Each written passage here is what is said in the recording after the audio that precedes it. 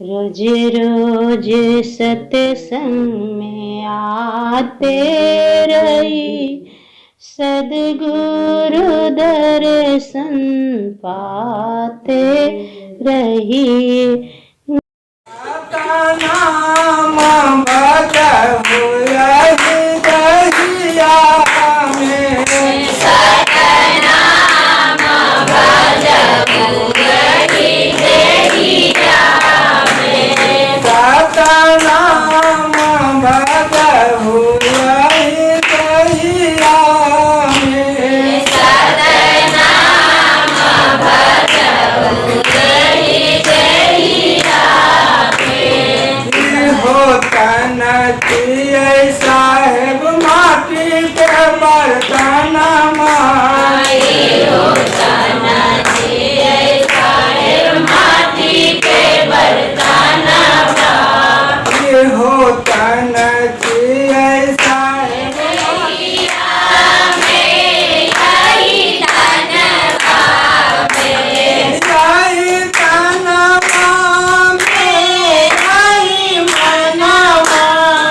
यही तनवा में, यही मनवा में, सतनाम भजहु यहि दहिया में, सतनाम भजहु यहि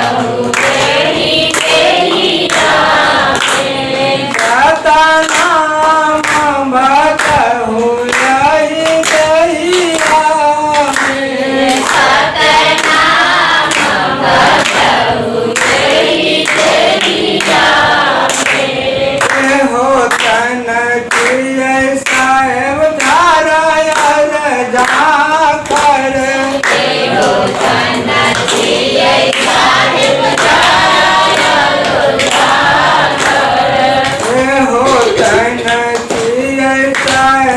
धारायल जाकर,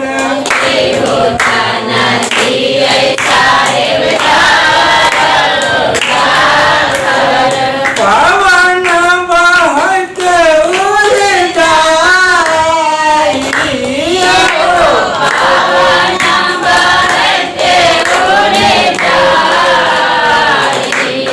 पवन बहत उड़ जाई,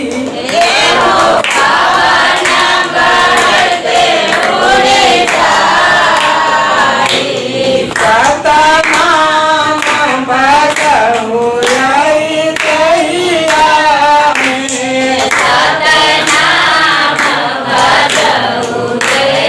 दहिया में, यहि दहिया में, यहि तनवा में,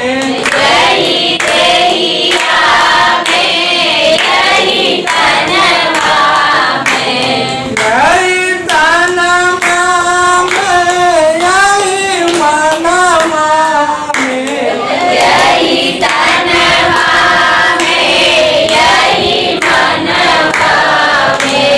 सतनाम भजहु यहि दहिया में, सतनाम भजहु यहि दहिया में,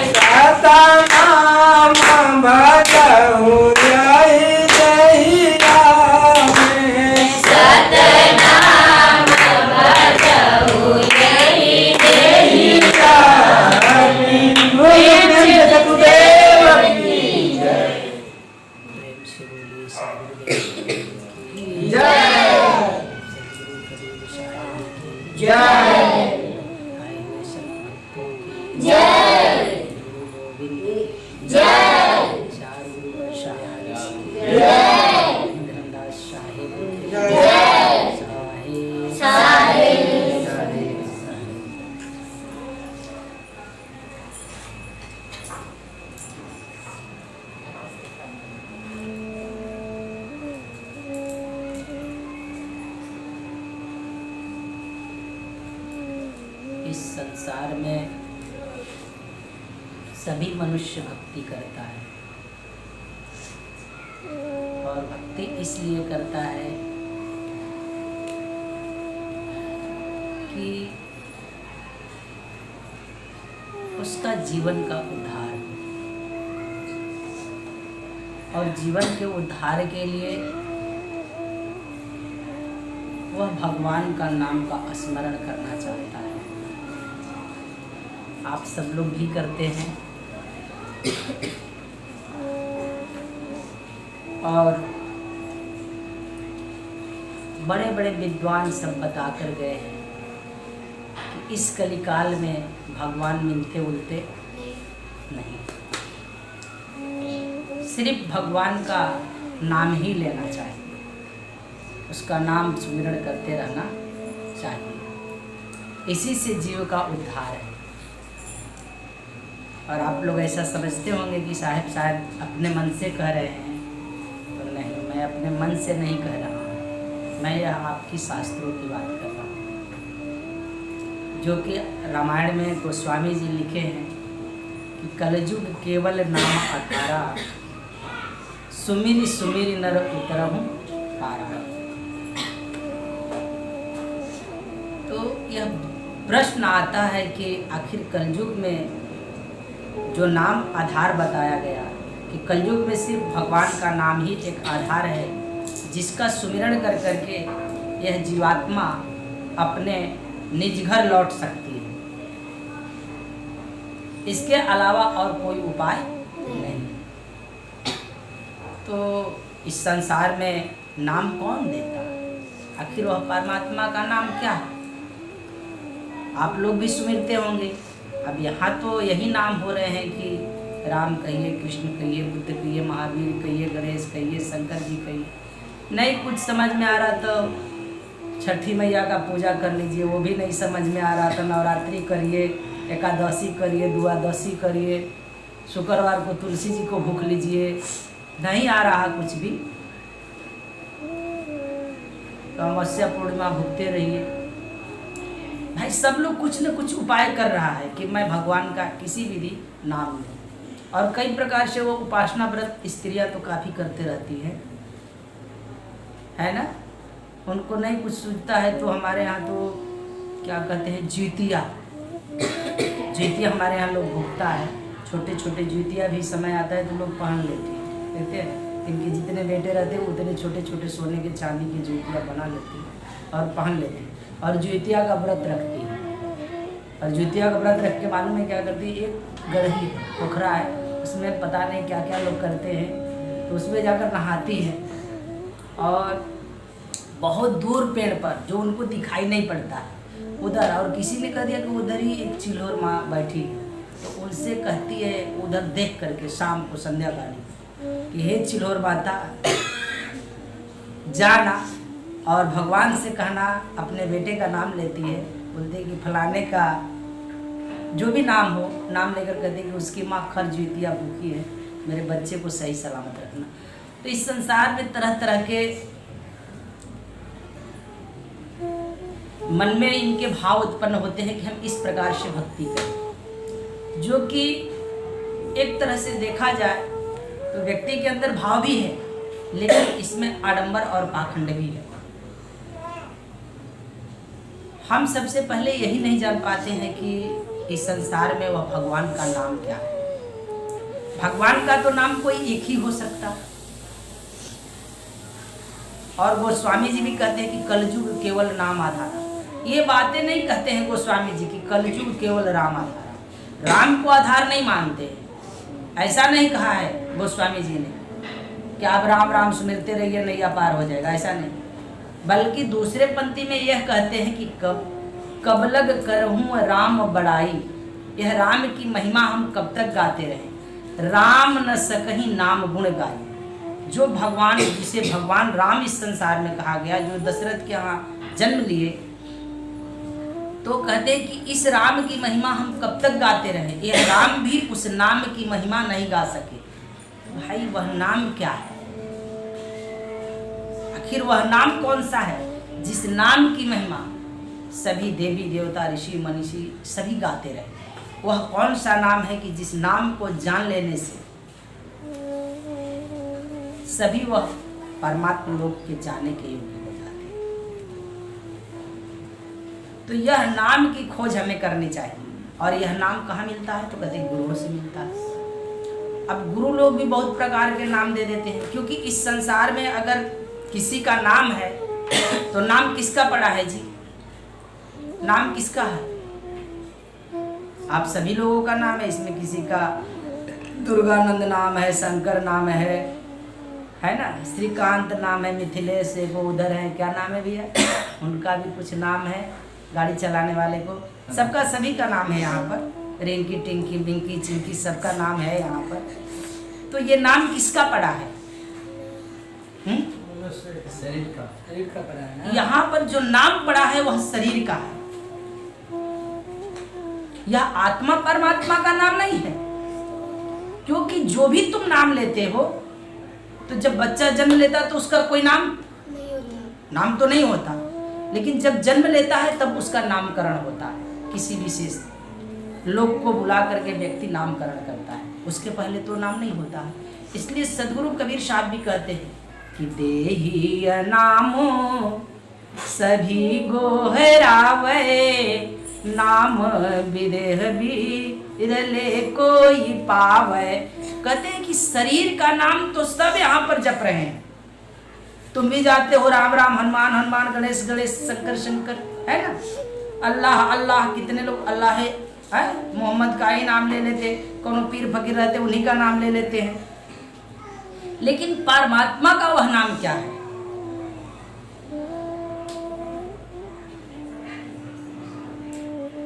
आखिर उस नाम की हम कब खोज करते हैं?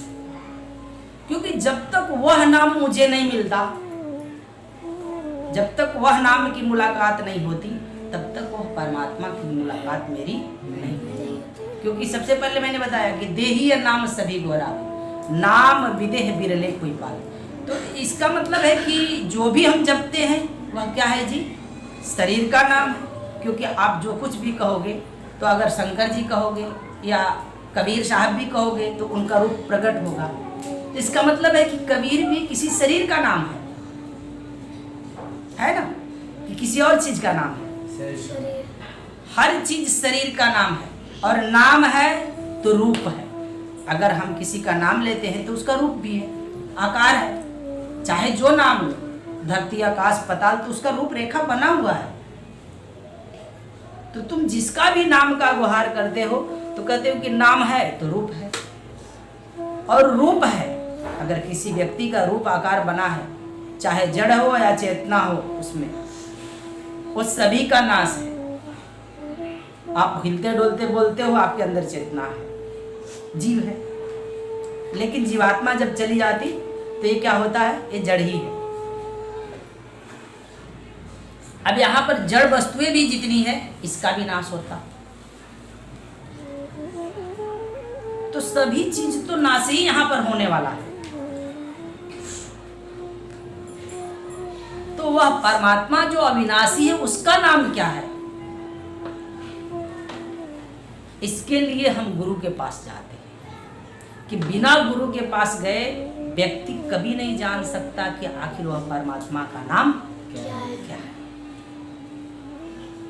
और वही जब नाम देता तो भी हमारे जीवन में उसके रूप का दर्शन होता है।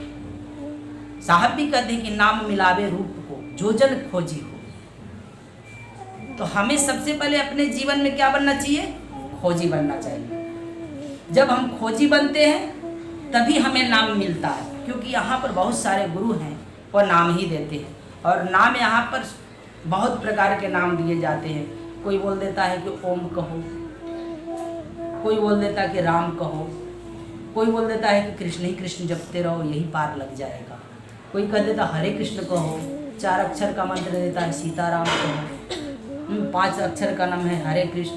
उसके आगे बढ़ोगे, ऐसे कर करके 12 अक्षर तक। एक व्यक्ति आए थे तो मुझे एक चौपाई पूरी दोहा सुना रहे थे, सचिन करके थे, तो उनको गुरुजी ने एक दोहा दे दिया था। तो पूरा दोहा ही कहते कि क्या साहब ये नाम सही है? अभी क्या कहें हम?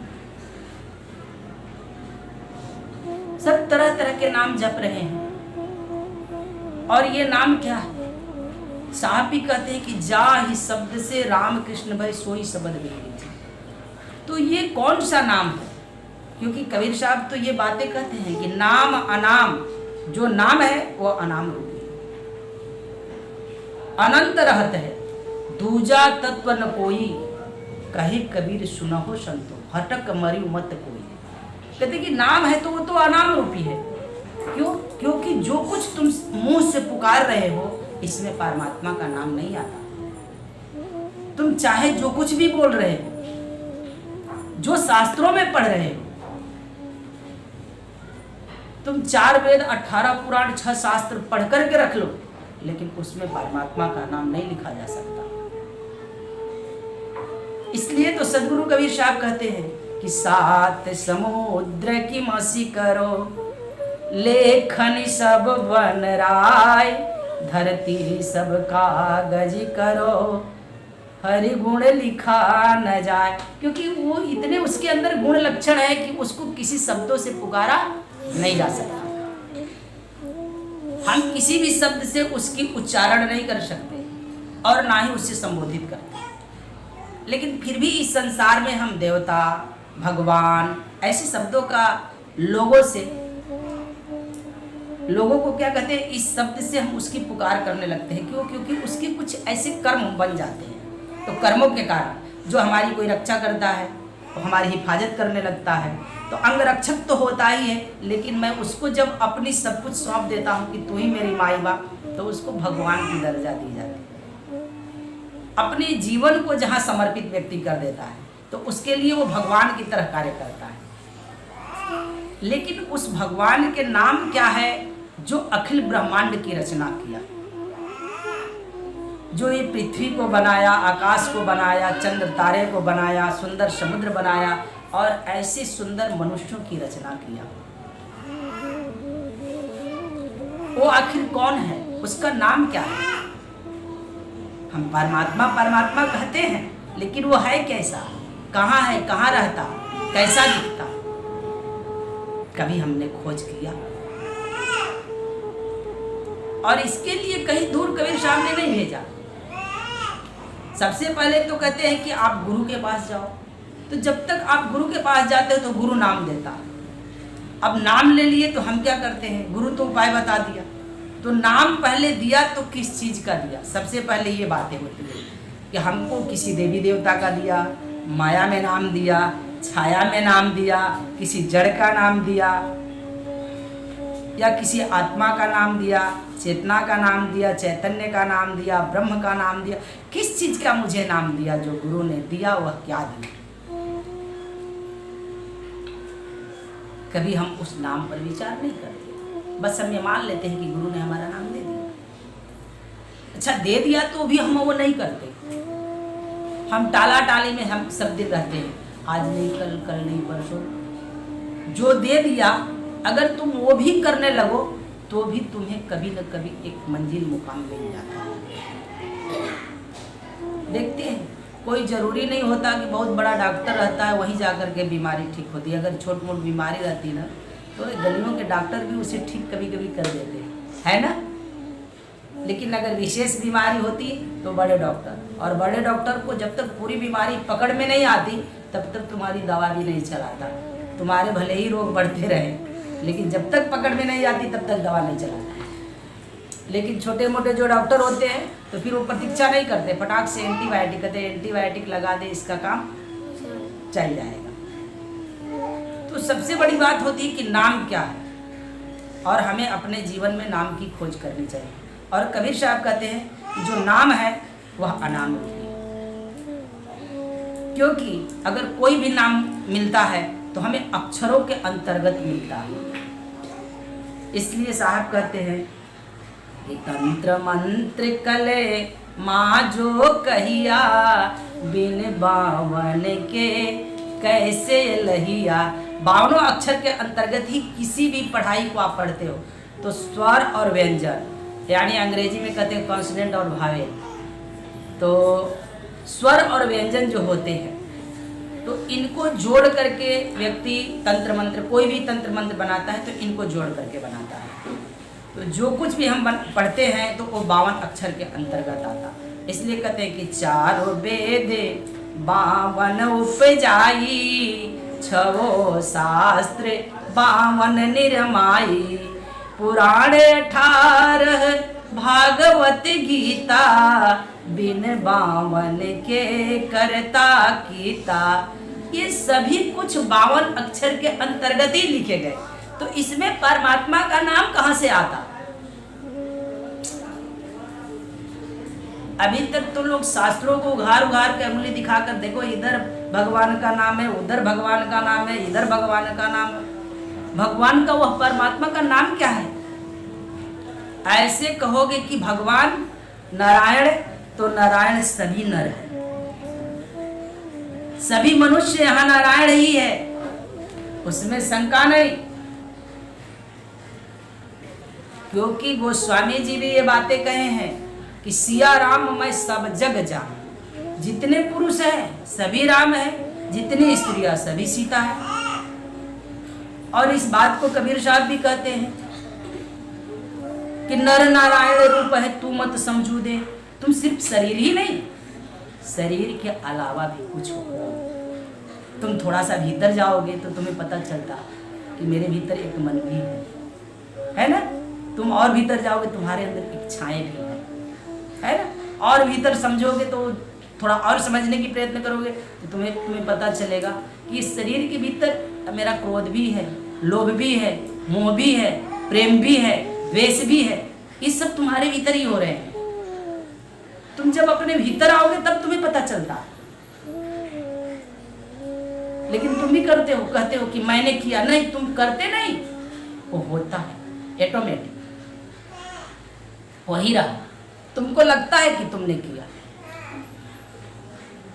तुम किसी से प्रेम कर थोड़ सकते हो, होता है, हो जाता।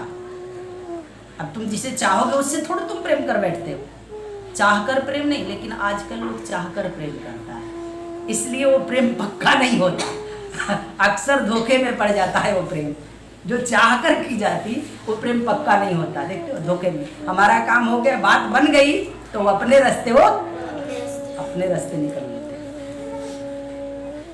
लेकिन जो चाहकर प्रेम नहीं होती वो अपना रास्ता नहीं पकड़ता, वो मिटता है, मिट जाता है उसका। प्रेम रूप रेखा नहीं देखता। प्रेम किसी का रूप रेखा नहीं, बूढ़ा और जवान नहीं देखता। किसी को कभी भी हो सकता है, कहीं भी। आजकल तो जान करके होता है कि भाई अपना कास्ट होगा तभी ठीक है ना। पैसे वाला होगा तभी ठीक है, अच्छा खासा कमाता होगा तभी ठीक है। ऐसे प्रेम होता है आजकल। पहले देख करके और तब प्रेम होता है। लेकिन प्रेम तो हृदय की बातें हैं, हृदय स्वीकार कर लेती चाहे कुछ भी हो। तो हम बातें कर रहे थे नाम की। आइए अपने विषय पर आते हैं। तो नाम क्या है? और यहां पर कहा है भीखा साहब ने कि हरि के 1000 नाम, लाख नाम कृष्ण के, केशव के करोड़ों नाम। कहते कृष्ण के तो करोड़ों नाम, पदम नाम विष्णु के, अर्थात जहरों का तो अनंत नाम है। तुम उस परमात्मा को किस नाम से जानते? वो कैसा है और कहाँ रहता है? तो वो बातें छोड़ दो। तुम कैसे पुकारोगे?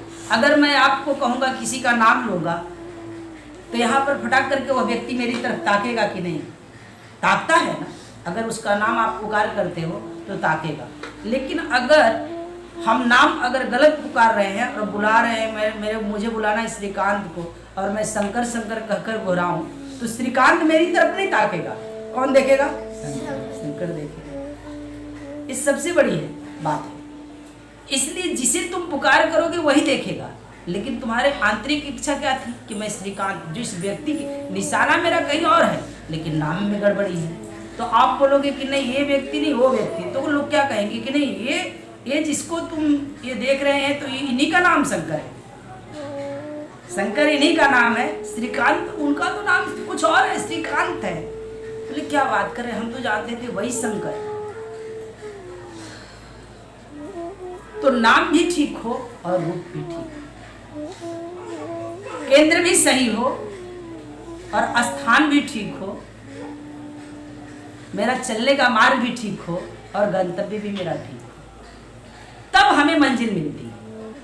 अगर वो समझ मुझे नहीं होती है तो नाम कुछ और लेते हैं और ध्यान कहीं और करते हैं। तो सबसे बड़ी बात होती है कि मुझे नाम, उस नाम की, तो गुरु के पास हम जाते हैं तो नाम कई प्रकार के गुरु दे देते हैं और हम वही सुमिरने लगते हैं। तो जाना कहीं और था और पहुंच कहीं और जाते हैं, क्योंकि हम अनंत काल से बिछुड़ करके जलचर थलचर नभचर नाना योनियों में, जलचर थलचर नभचर ये समझते हैं ना, आकाश में उड़ने वाले जीव, ये नभ के जीव हो गए। जल में रहने वाले जीव कहते कि जलचर, थलचर मतलब पृथ्वी पर रहने वाले, और नभचर यानी आकाश में रहने वाले।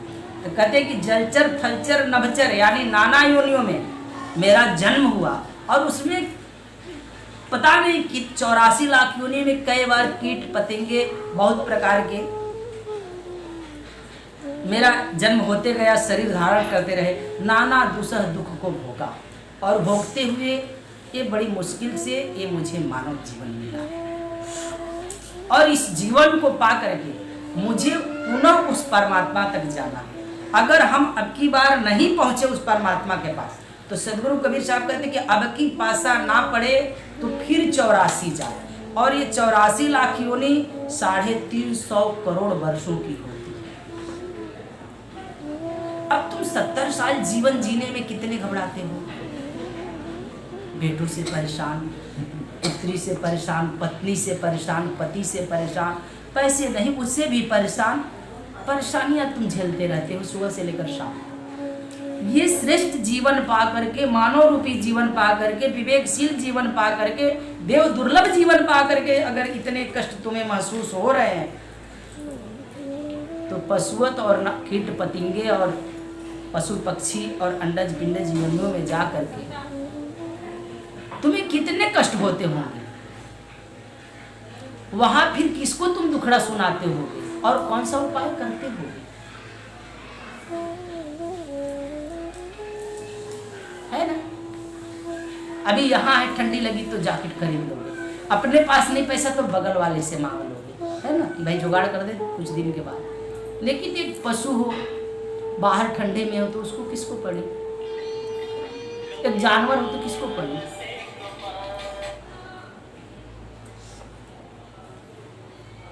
फिर उसमें अगर तुम्हारा जन्म होता है तो तुम्हें कितना कष्ट होता है। इसलिए ये कितने दिन का जीवन है, थोड़ा सा सोच विचार करो। इतना जितना जी लिए, अब थोड़ा सा बचा है तो इसमें भी जीना है। तो जीना तो अनिवार्य है, क्योंकि जीवन मिला है, इसे जीना ही पड़ेगा तुम्हें। तो देखते हैं ना, एक गाना भी आता है, गाता है लोग, फिल्मी दुनिया में बहुत पुराना पिक्चर है कि जीवन ही अगर जहर है तो जीना ही पड़ेगा, दुनिया में हम आए हैं तो जीना ही पड़ेगा। तो ये जीवन चाहे जैसा भी हो तुम्हें जीना पड़ता है। लेकिन इस जीवन को पा करके हमें उस परमात्मा की भी भक्ति करनी है। जीना तो पड़ेगा बड़ी मुश्किल से, कैसे भी करो। लेकिन 24 घंटे के अंदर अगर हम काम करते हैं, और 24 घंटे जो मिले मुझे और परमात्मा ने जो दिया, तो अगर हम 24 घंटे अपने जीवन जीने के लिए लगाते हैं तो कुछ समय उसके लिए भी लगाना चाहिए। लगाना चाहिए, उसमें समय निकालना चाहिए कि 24 घंटा अगर परमात्मा ने मुझे दिया तो वो 24 घंटा मेरी ख्याल करता है, मैं कितना समय तक उसकी मैं ख्याल करता हूँ। वो आपको पकड़ करके रखा है, आपको चला रहा है, आपको मालिक बना कर दिया है, आपके गुण और अवगुण दोनों को जानता है, आपके अच्छाई बुराई सभी को वो जानता है। हम कभी उससे नहीं छुपते, हमें लगता है कि हम उससे छुपे हैं, उसकी नजरों से व्यक्ति कभी बचता नहीं।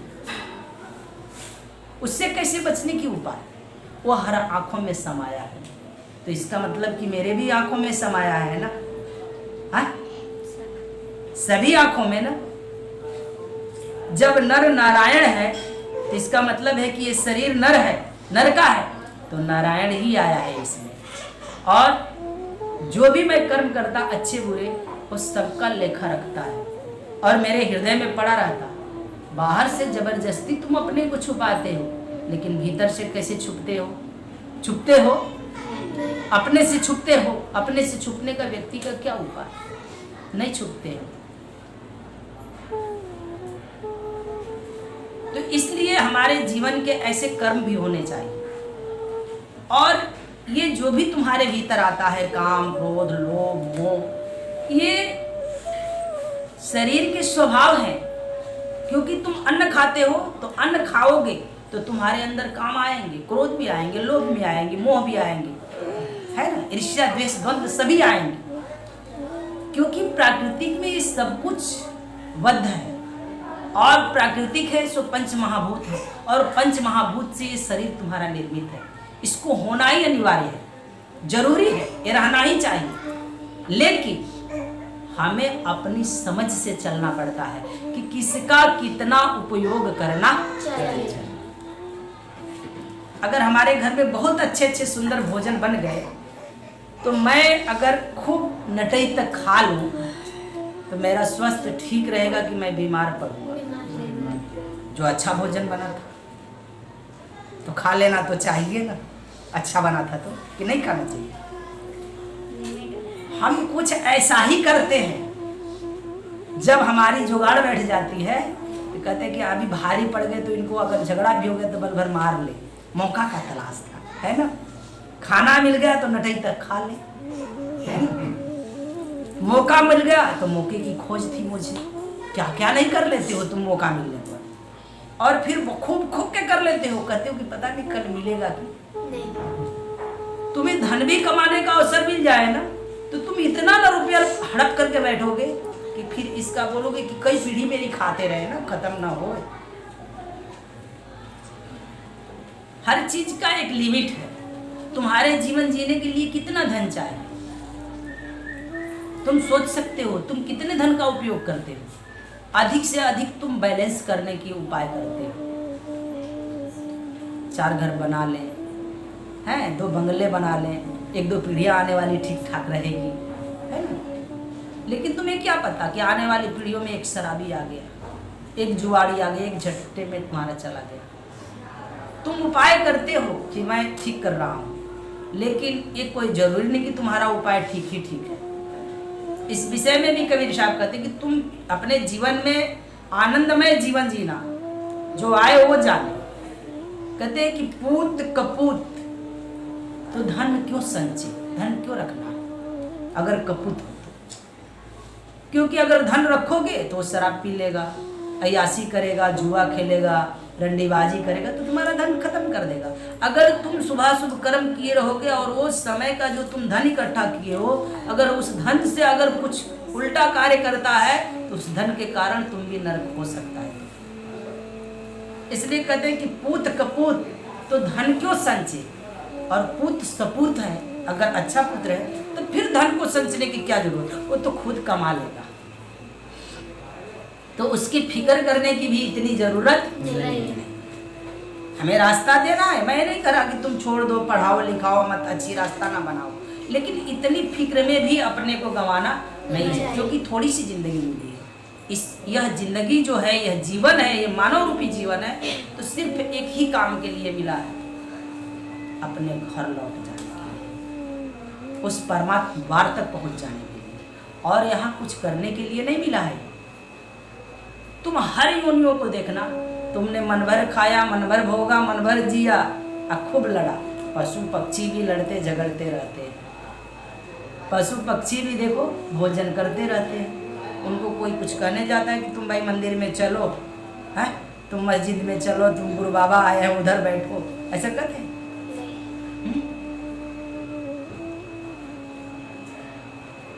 तो उनको कोई नहीं कहता, क्यों? क्योंकि उनके पास विवेक नहीं, वैसे विवेक नहीं, उनके पास भी समझ है, वो भी अपने बच्चों के लिए घोंसला बनाते हैं, लेकिन उनकी समझ उतनी काम नहीं करती जितना एक मनुष्य का करता है। मनुष्य ऐसा प्राणी है कि सभी जीवों पर राज करता है। देखो शेरों को कैद करके रखता, हाथी जैसे बलवान को कैद करके रखता। अभी तो इसके ने अपनी क्षमता इतनी बनाई कि चंद्र पर गया खोज कर रहा, सूर्य पर जाता खोज करता। मनुष्य क्या नहीं कर सकता। इसलिए मैंने सदगुरु कबीर साहब ने बहुत पहले कहा कि नर नारायण का रूप, उसी का रूप, वो अपने को देख करके तुमको निर्मित किया। तुम देह तक सीमित न रहो। इसलिए कहते हैं कि तुम दूर कहां खोजते हो, वो तुम्हारे ही पास है, तुम्हारे ही निकट है। बस उसके स्मरण करने के लिए किसी गुरु के पास जाकर के उसे उस सुमिरन का मार्ग जानना चाहिए। क्योंकि आप बाहर में जितने भी नाम ले रहे हैं वह नाम परमात्मा का नाम नहीं आता। इसलिए साहब कहते हैं कि देही नाम सभी गोहरावे, नाम विदेह। देह के इन साइड में देही है और देही में भी देही है, तो कहते हैं कि नाम विदेह कोई बिरले पावे। तो जो यह नाम बताने वाला गुरु होता है, हमें अपने जीवन में खोज करनी चाहिए कि वह नाम कौन जानता है। इसलिए उस नाम का कबीर साहब ने नाम कहा सारनाम। क्या कहा? सारनाम। उसके नाम दिए हैं, सार नाम, सत्य नाम, अकह नाम, अडोल नाम, कई प्रकार के उसके नाम का गुहार होता है।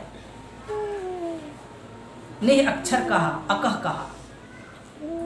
तो ऐसे नाम कैसे मिलते हैं वो गुरु ही बताता। और गुरु कब बताता? जब ऐसे गुरुओं की सेवा करते हैं। और ऐसे गुरु की मेरे जीवन में खोज होनी चाहिए, उसकी सेवा में रहने पर। क्योंकि जब हमें वैसा गुरु मिल जाता है तो समझ लो कि मेरी आधी मुक्ति जीवन की हो गई। अगर मार्गदर्शक मुझे मिल गया तो समझ लो कि यात्रा तुम्हारा सफल हो गया। क्यों? क्योंकि अब तुम्हारे ऊपर निर्भर कर रहा है कि तुम उसे चल पा रहे हो कि नहीं। अगर ठीक रास्ता दिखाने वाला मुझे मिल गया तो आधा काम तो मेरा हो गया। क्योंकि सबसे बड़ी बात होती है मार्गदर्शक पर, कि रास्ता पढ़ाने वाले पर निर्भर करता है कि अगर सही मुझे बताने वाला मिल गया तो मंजिल बड़ी नज़दीक हो जाती है, निकट हो जाती है। लेकिन जीवन में अगर सही मार्ग देने वाला नहीं मिलता है तो मंजिल बहुत ही दूर है। फिर चारों तरफ से गोल गोल घुमा करके फिर तुम्हारा घर जिधर है उधर लाकर छोड़ देगा। देखा मैंने कितना घुमाया तुमको, सब मार्केट देखा ना, फिर घर लाकर छोड़ देगा। फिर मंजिल का पता भी नहीं चलता कि मंजिल किधर है। इसलिए अगर जीवन में अगर गुरु मिल गया तो अपनी नैया यूं ही खोल देना चाहिए। क्योंकि उसके साथ साथ मेरी नैया उस गंतव्य तक पहुंच ही जाती है। लेकिन तुम भी क्या हो, तुम भी बड़े सचेत और चालाक हो। कहते हो कि क्या पता पहुंचती है कि नहीं, थोड़ा किनार पर जाकर देखें। तुम भी झांकते हो कहीं नैया पहुंचती है कि नहीं। अरे खोल दूंगा नैया तो पता नहीं पलट जाएगी कि डूब जाएगी। तुम भी डरते हो कि अगर छोड़कर चला जाएगा साहब, क्या रहने लगेगा तो पता नहीं घर परिवार का क्या होगा, मेरे बच्चे कैसे रहेंगे, है कि नहीं, बच्चे ठीक चल पाएंगे कि नहीं। तुम्हें घबराहट होती है, नहीं पत्नी किधर चली जाएगी, मेरे रहने पर तो बच्चे ऐसे बिगड़ गए, नहीं रहेंगे तो क्या होगा। तुम्हारी ख्याल बार बार भग करके आएगी अपने घर, बार बार भग कर आती ही है। लेकिन यहाँ तो कहते हैं कि खोल दे नैया, छोड़ दे। और जिसने खोला उसकी नैया गंतव्य तक पहुंच ही गई। लेकिन हम कैसे करते हैं, हम किनार पर खड़े होते हैं, बह रही जा रही। कितने लोग खोल रहे हैं, अभी नहीं, अभी थोड़ा समय है साहब, समय है। फिर कुछ दिन बीत गया, फिर कहते यहाँ उतना नहीं, वहां तो देखते कितना भीड़ लगता है, वो घाटे चलते हैं। अब वो घाटे अब अपना आसरा लगाते हैं, ठीक है कि नहीं। ऐसे कर कर कर गंगा के किनार पर, यानी हिमालय से लेकर के गंगोत्री तक लोग किनारे किनारे चला जाता है। लेकिन किसी घाट पर अपनी नैया खोलता नहीं, किसी भी घाट पर अपनी नैया छोड़ता नहीं, किसी घाट पर उतर करके स्नान भी नहीं करता। हर जगह गंगा ही बही है, लेकिन स्नान करता उड़ता नहीं, घाटे घाटे घूमता है। और कबीर साहब तो कहते हैं घाट घाट पर तो सभी भर लेते हैं, किसी गुरुओं के पास तो भर लेते हैं, लेकिन अवघट कोई नहीं भरता जहां घाट ना हो। अरारे ऐसी दिखाई पड़ती, कहेगा कि अरे भैया गिर जाएंगे तो बह जाएंगे। इसलिए साहब भी कहे घाटे घाटे सब कोई भरता, अवघट भरे न को, अवघट घाट कबीर का भरे सो बिरला को। अगर कबीर के घाट पर कोई उतरता है तो तो वो कोई घाट नहीं देखता, जहां खड़ा होता वहीं घाट बना लेता, वहीं घाट बना लेता, वहीं से लाखों लोग स्नान करने लगते हैं। कबीर वो बातें कहते हैं कि घाट पर तो सभी स्नान कर लेते, लेकिन अब घाट बचा कहाँ? सभी घाटों की सीढ़ियां टूट गई, वो दिखाई पड़ती उड़ती नहीं। देखो हर जगह क्या हो रहा है, एक घाट की सीढ़ियां इनकी टूट गई, मंदिरों में लोग गुहार नहीं कर रहे हैं, उनकी तादाद में तार टूट गई परमात्मा से। मंदिरों में लोग नहीं जाते, मस्जिदों में लोग नहीं जाते, उतने नहीं करते, क्योंकि वो तार थी जो परमात्मा से मुझे जोड़ती थी, वो तार टूट गई, तो पुकार नहीं रह गए वो। इसलिए जो मार्ग थे वो उस पर घास जम गए, अभी दिखाई नहीं पड़ रहे। इसलिए मैं कह रहा हूं कि तुम हर घाट से, घाट के किनारे से कहीं से भी तुम उतर सकते हो, थोड़ी मेहनत करके तुम उसमें सीढ़ियां बना सकते हो। कोई वो बिरला है जो कि सीढ़ियां बना देता, इसलिए कहते हैं कि अवघट घाट कबीर का।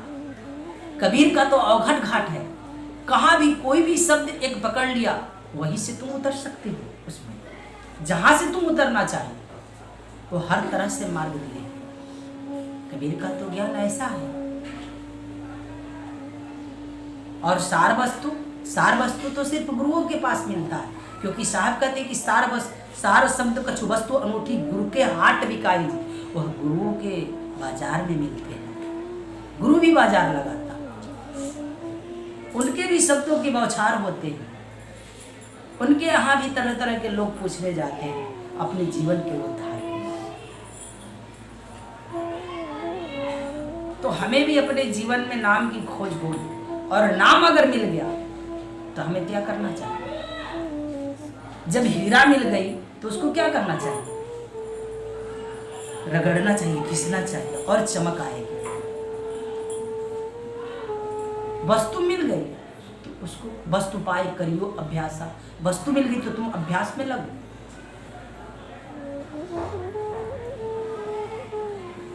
लेकिन हम क्या करते हैं?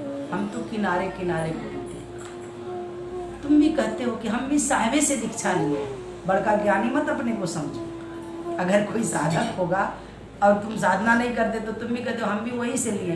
लेने से कुछ नहीं होता है, करने से सब कुछ होता है। देखते हो सभी बच्चे स्कूल में 5वीं क्लास में सभी पढ़ रहे हैं, सबके पास किताब एक ही है, पढ़ाने वाला टीचर भी वैसे ही है, एक सभी की किताब होते, टीचर भी वैसे होते, और पैसा भी फीस बराबरी में दिया जाता है।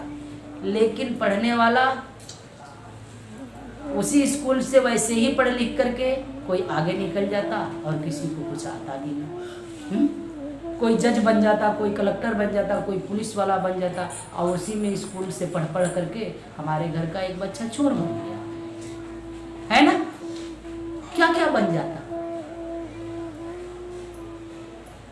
उस वही सब किताबें पढ़ते, तुम्हारा भी वही हाल, तुम भी वैसे ही गुरुओं के पास जाते, तो तुम्हारे अंदर जो गुण स्वभाव होते हैं वही गुण स्वभाव लेकर के तुम वहां की वस्तुएं लाते हो। इसलिए कभी भी सत्संग में बैठना चाहिए तो हमें अच्छे विचार और अच्छी सोच रखनी चाहिए एक एक शब्दों पर। नहीं तो जैसा मेरे अंदर भाव होता है, जैसी सोच होती है, जैसा गुण होता है, जैसा लक्षण होता है, वही सब मेरे भीतर से फिर प्रकट होता है, और वैसा ही मैं वस्तु ले पाता हूँ। शब्द एक ही है, लेकिन विचार भिन्न भिन्न होने के कारण हमारे भीतर भिन्न भिन्न तरह से वो क्रिएट होता है। अब कहोगे कि कैसे? तो देखते स्वाति नक्षत्र का जो बूंद होता है तो कहते हैं कि कदली सीप भुजंग मुख, एक बूंद तीन मान। एक ही बूंद है, स्वाति नक्षत्र का ही बूंद है, लेकिन देखते हो केले के मुख में पड़ता है तो उसके गुण स्वभाव के कारण वो कपूर बन जाता है, और सीप के मुख में पड़ता है तो उसके गुण स्वभाव के कारण वो मोती का रूप धारण करता है। बूंद एक ही है, नक्षत्र भी एक ही है, समय भी एक ही है, लेकिन वही बूंद अगर सर्प के मुख में पड़ता है तो क्या बन जाता? जहर बन जाता। तो उसके गुणों और लक्षण और स्वभाव के कारण। और वही बूंद अगर पपीहा के मुख में पड़ता है तो गर्भ में प्रवेश करता है। तो बूंद तो एक ही है, गुरु ने ज्ञान एक ही जैसा सभी को देता, लेकिन तुम्हारे गुण लक्षण के कारण वैसे ही तुम्हारे भीतर प्रकट होता है। ये नहीं कि तुम्हारे लिए कुछ और कहा गया और उनके लिए कुछ और कहा गया। किसी के लिए कुछ नहीं कहा, सबके लिए समान। लेकिन हमारे पास आते आते मेरे गुण स्वभाव के कारण इस तरह से मुझे प्रकट हुआ। इसलिए मुझे अपनी पात्र में ही शुद्धता सदा लानी चाहिए, औरों के प्रति नहीं।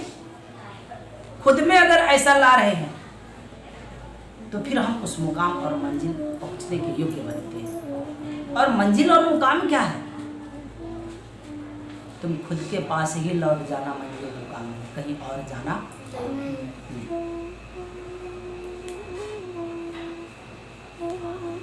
क्योंकि तेरा साईं है तुझ माही, तेरा साईं साहेब तो तुम्हारे पास है, मेरे पास तो है नहीं। और मदन साहब तो इस बात को तो बहुत बल देकर कहते कि काहे न खोज करे घट भीतर के ही कारण फिरत भुलाना है। किस कारण से तुम तरह तरह के जगहों पर तुम उसकी खोज करते हो? क्यों नहीं अपने भीतर खोज कर लेता?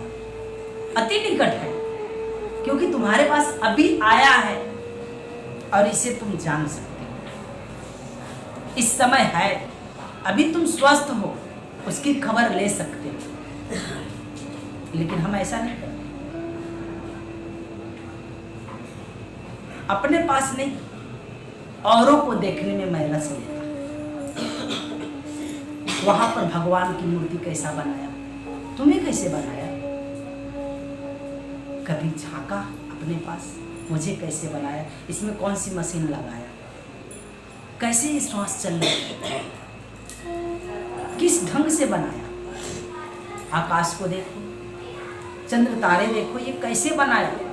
अभी तक तो मनुष्य अभी जा आ रहा है ना?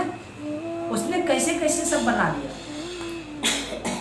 कितना बड़ा कारीगर होगा। देखते हो यहाँ पर लोग एक बिल्डिंग लंबी चौड़ी खड़ी करता, चाहे किसी चीज का खोज करता। देखो ये अभी मिशन गया, कौन 3G, चंद्र 3, पूरे देश पूरे विश्व में कोलाहल मच रहा है। चंद्रयान 3 गया। अब वहां सिर्फ पहुंचा तो इतनी बड़ी कोलाहल है, लेकिन जिसने बना करके उसको लटका दिया, उसकी क्या है? सदियों सदियों से वो पड़ा हुआ है चंद्र। जिसने ऐसे बना दिया, उसके बारे में कभी विचार आया क्या?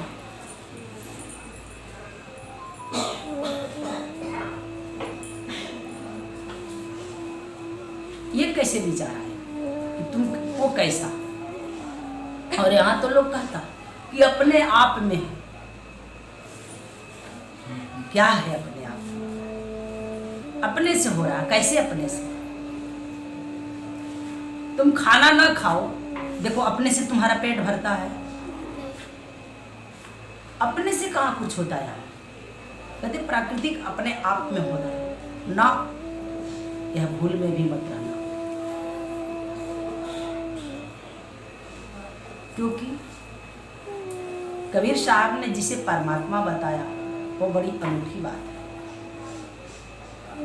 क्योंकि उस परमात्मा को उन्होंने बताया कि न हम शरीर से जान सकते, न मन से, न बुद्धि से, न वाणियों से। इन सभी चीज़ों से परमात्मा को जाना नहीं जा सकता। क्योंकि उसे जानने के लिए मेरे पास समझ की आँख होनी चाहिए, विवेक की आँख होनी चाहिए, तब मुझे उस विषय की खबर पड़ती है, वह दृष्टिगोचर होता है।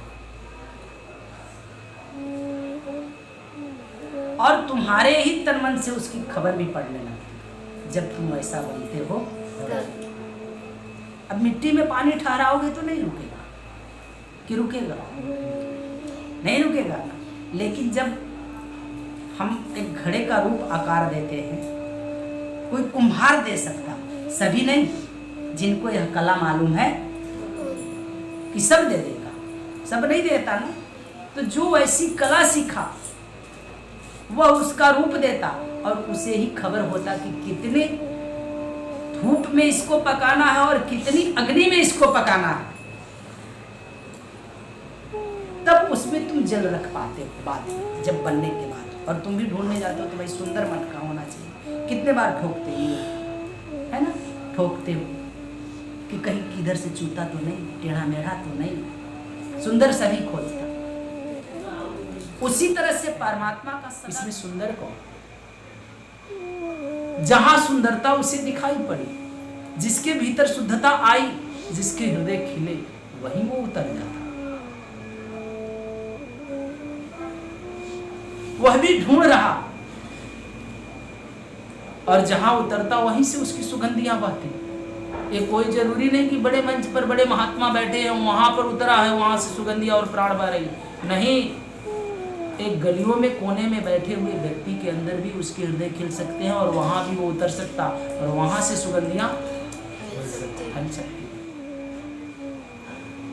कोई जरूरी नहीं कि 1 करोड़ आदमी बैठा तभी वो उपदेश कर सकता।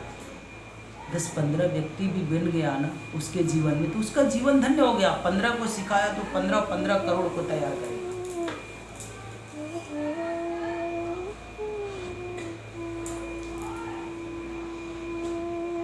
वो किसी के पास उतर सकता, वो किसी का लिखा पढ़ी नहीं है कि मैं भक्ति नहीं कर सकता, वो भक्ति कर सकता है, नहीं, सभी कर सकता। हिंदू को मिलता, मुसलमान को नहीं मिलता, मुसलमान को मिलता, ईसाई को नहीं मिलता, ऐसा कुछ नहीं, किसी को मिलता। जिनके हृदय वैसे, वो जा सकता है, उसमें उतरता है। हमें अपने जीवन में खोज करनी, और नाम अगर मिल गया है तो हमें क्या करना चाहिए? सुमिरन करना चाहिए। हीरा पाए गाठ गठी आयो, बार बार आके क्यों तोले, मन मस्त हुआ फिर क्यों बोले। हीरा मिल गई, वस्तु मिल गई, तो फिर क्या तोड़ना। लेकिन वस्तु मिली तो अभ्यास में लग गए, अभ्यास में लगे तो प्राप्त। अब क्या तौल झुक करना है? मिल गई तो तुझे खबर पड़ी कि मुझे मिल गया, तुझे सबसे पहले खबर पड़ती कि मिल गया है कि नहीं। लेकिन हम तो किनारे किनारे घूमते हैं, अरारे अरार, है कि नहीं? अपने को किसी घाट में उतरना नहीं है। हमें गंगा नहाना ही नहीं है ना, यहीं से देख लिया गंगा कितना लंबा है, कितना चौड़ा है। तो अभी क्या चल रहा है? हम सारा शास्त्र पढ़ लिए, हम शास्त्री है। कहीं से आप पूछो, गीता पूछो, भागवत पूछो, है ना, पुराण पूछो, सब सब सब सब मुझे आता। दूर से देख लिया है ना, उतरा नहीं। अब जो उतरा है, जो नहाया है, वही बताएगा कंफर्म, दूसरा नहीं। उतरू कि नहीं, जो पानी में उतरा नहीं तो डर के मारे, अब क्या पता पानी में इतना पानी है, कितना पानी है कि उसमें बुड़ जाने पर। जरा उतरो तो। लेकिन तुम तो डरते हो, है नहीं। मैं बउरी डूबन डरी, रही किनारी बैठ, जिन ढूंढा तिन पाइया, गहरे पानी पैठ।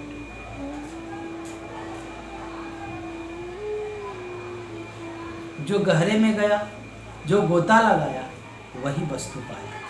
जिसने डर के मारे किनारे रहा कि भाई ज्यादा नहीं, थोड़ा सा इधर ही रहा, तो फिर वो सत्संग में बैठकर भी सोएगा, नींद मारेगा, उसे वहां भी नींद आएगी, नहीं समझ पाएगा, कुछ बातें सुनेगा, कुछ छूट जाएगा। लेकिन जिसको नशा चढ़ी, उसको कभी नींद आई? हाँ, उसको कभी नींद आई? जिसने समझ गया कि ये धन है, उसको कभी नींद नहीं आई, है ना। तुम्हें मालूम पड़ता है, ड्यूटी पर जब होते हो तो पैसा मिलने वाला है, तो कभी आंख में नींद आती है? नहीं आती, नहीं आती। उसी तरह से जिसको ये समझ में आ गया कि ये जो संतों की वचन है वो कहीं बार बार नहीं मिलते, तो फिर तुम्हारे भी आंखों में नींद नहीं आती कि और क्या सोचूंगा इनसे, थोड़ा मैं भी प्रयोग करूंगा, थोड़ा मेरा भी जीवन का उद्धार होगा। पता नहीं फिर मिलेंगे ना मिले, चलो अब की बार बार सुनते रहेंगे। तो हमें जब जीवन में नाम मिल जाता है, किसी गुरु के निकट जाते हैं, तो हमें क्या करना चाहिए? सदा ही उस नाम का स्मरण करते रहना चाहिए, सदा। जैसे जैसे हम आगे बढ़ते जाते हैं